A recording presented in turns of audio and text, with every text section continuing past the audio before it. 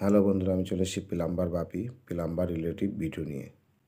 দেখুন, আজই আবার নতুন একটা ভিডিও নিয়ে বন্ধুরা চলে এসেছি। আর ভিডিওটা কী বিষয় বানাচ্ছি আপনারা থাম্বনেল দেখে অবশ্যই বুঝতে পেরেছেন। আজকের ভিডিওটা হতে যাচ্ছে বাথরুমের কিছু ওয়ারিংয়ের ভুল কাজের বিষয়। দেখুন, ভিডিওটার সাথে থাকবেন, ভিডিওটা কোনো রকম টানবেন না, তাহলে বুঝতে পারবেন না যে আমি কোন বিষয় বাথরুমে কোন কাজের ভুলের কথা আমি বলছি। পুরো ভিডিওটা বন্ধুরা আপনারা পুরো ভিডিওটা দেখবেন, দেখলে বুঝতে পারবেন যে আজকে আমি কোন বিষয় কথা বলতে এসেছি। ভিডিওটা কোন বিষয় আর কি। দেখুন, যখন আমরা একটা বাড়ি বানাই, বাড়ি বানাতে গেলে কি আমাদের একটা বাজেট থাকে। বাড়ির নানান কাজের, বাড়ি তো তৈরি হয়ে গেল, বাড়ির ফিনিশিং সময় দেখা যাচ্ছে টাইলস, রং, ইলেকট্রিক, অনেক কিছুই অনেক কাজ থেকে থাকে। বাড়ির ডেকোরেশন, সেইগুলো দিয়ে আমাদের একটা বাজেট থাকে। বাজেটটা হয়ে যায় বাড়ি বানানোর সময়, বাজেট হয়ে যায় অনেক সময় ফেল। আর বাজেট ফেল হয়ে গেলে তখন আমাদের কিছু সমস্যা হয়ে যায়। সমস্যা হয়ে গেলে সেসব কাজগুলো দেখা যাচ্ছে আমরা মিসিং করে দিই। এই কাজগুলো যদি আমাদের এখন বাদ দেওয়া যায়, হয়তো আমাদের কিছু সেভ হবে, আমরা এইভাবেই চলি। কিন্তু আপনারা যেসব কাজগুলো বাদ করেন, সেসব কাজের জন্য খুব একটা বেশি কিন্তু সেভ নয়, খুব বেশি সেভ হয় না আপনাদের। আমি মনে হয় যে প্লাম্বার জবের মধ্যে যেসব কাজগুলো আপনারা বাদ দিয়ে দেন, সেসব কাজের মধ্যে খুব বেশি সেভ হয় না আপনাদের।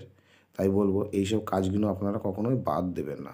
দেখুন, বাথরুম যখন বানাচ্ছেন, বাথরুমে তো আপনি অবশ্যই টাইলস লাগাবেন। কেন টাইলস না লাগালে তো আপনারা বাথরুম ব্যবহার করতে পারবেন না। বাথরুমে সে আপনি কমা টাইলস লাগান, যে দামি টাইলস লাগান, যাই লাগান, আপনাকে তো লাগাতেই হবে। লাগালে তো বাথরুমটাকে চালু করতে হবে। আর বাথরুমে টাইলস লাগাতে গেলে তখন আপনার যে জলের পায়ের কাজগুলো থাকে, সেই কাজগুলো আপনাদের হয়ে যায় মিসিং। আর সেগুলো বাদ দিয়ে দিলে কিন্তু সেই কাজটা পরে দ্বিতীয়বার আপনি করাতে পারবেন না, করাতে গেলে আপনার সমস্যা হবে। তাই বলছি বন্ধুরা, ভিডিওটা পুরোটাই দেখবেন। আর ভিডিওটা ভালো লাগলে অবশ্যই শেয়ার করবেন।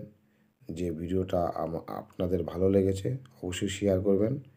আর পাশে আপনার কোনো বন্ধুকে এরম মানে প্লাম্বারের নলেজ সম্বন্ধে কিছু যদি জানানোর থাকে, আপনি ভিডিওটা শেয়ার করে জানাতে পারেন। আর ভিডিওটা কেমন লাগছে বন্ধুরা অবশ্যই কমেন্ট করবেন। দেখুন, ভিডিওটা আমরা যখন কাজ করি, কিছু প্লাম্বার আমাদের ভালো পরামর্শ দেয়, আবার কিছু প্লাম্বার আমাদেরকে পরামর্শ দেয় না কিন্তু। তাই বলবো, যখন আমাদের কেউ হয়তো ভালো পরামর্শ দিচ্ছে, সেই পরামর্শটা আমরা কাজে লাগাচ্ছি না। যে প্লাম্বার হয়তো পরামর্শ আপনাকে ভালো দিচ্ছে, ভালো পরামর্শ দিচ্ছে কিন্তু আপনি কাজে নিচ্ছেন না। দেখুন, সাধারণত একটা জিনিস বাদ দিতে গেলে ক টাকা আপনাকে সেভ হবে, এটা জলের বাথরুমের ওয়ারিংয়ের ক্ষেত্রে, কনসিলের ক্ষেত্রে ক টাকা সেভ হবে। আর এই কাজটা যে বাথরুমের ভিতরে কাজটা আপনি তো দ্বিতীয়বার করাতে পারবেন না, কখনোই পারবেন না। ওই জন্য বলছি এই কাজগুলো কখনোই বাদ দেবেন না। যে কাজগুলো আমি আপনাদেরকে বলবো, সেই কাজগুলো আপনারা কক্ষনো বাদ দেবেন না। এই কাজগুলো খুব বেশি সেভ হয় না। আর বন্ধুরা, যেটা আপনাদেরকে আরেকটা জিনিস বলছি, আপনারা যদি আমার চ্যানেলে নতুন হয়ে থাকেন, চ্যানেলটা অবশ্যই সাবস্ক্রাইবার করবেন। আর পাশে থাকা বেল আইকনটাকে অন করে দেবেন, যাতে এরকম প্লাম্বার রিলেটিভ ভিডিও আপনার কাছে দ্রুত পৌঁছাতে পারি। দেখুন, সাধারণত আমরা বাথরুম যখন একটা বানাই, দেখা যায় নর্মাল জলের কাজ করাই, নর্মাল কাজ করাই, আমাদের গিজারের লাইন লাগবে না। প্রথম আমাদের কাজ থাকে কি, গিজারের লাইন আমাদের বাদ, গিজারের লাইনটা লাগবে না। আর বন্ধুরা, কেন লাগবে না? আপনি যখন বাথরুমে টাইলস বসাচ্ছেন, বাথরুমে জলের পাইপের কাজ করাচ্ছেন, তা আপনি গিজারের লাইন কেন রাখবেন না? না, আমাদের গ্যাসে জল গরম করে নিই আমরা, আমাদের গ্যাসে হয়ে যায়, ঠিক আছে, এতে হয়ে যায়, ওখানে হয়ে যায় জল গরম, ঠিক আছে। কিন্তু আপনি বলবো গিজারের লাইনটা আপনি কেন রাখবেন না? জল তো আপনার সব জায়গায় গরম হবে, কেন গরম হবে না? গ্যাস বাড়িতে থাকলে অবশ্যই জল গরম হবে। কিন্তু পরিস্থিতি এমন একটা সময় আসে তখন আপনার গিজার প্রয়োজন হয়। তাই বলবো গিজারের লাইন অবশ্যই করাবেন।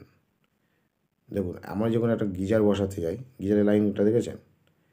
গিজারের লাইনটা কী হয়ে যাচ্ছে, ওপেন হয়ে যাচ্ছে। একটা বাথরুমে যদি টাইলস হয়ে যায়, টাইলসের পরে যদি আমি একটা পাইপ ফেলি উপর দিয়ে, তাহলে সেই বাথরুমের মানে এটা কেমন হয়ে যায়, খারাপ হয়ে যাচ্ছে তো।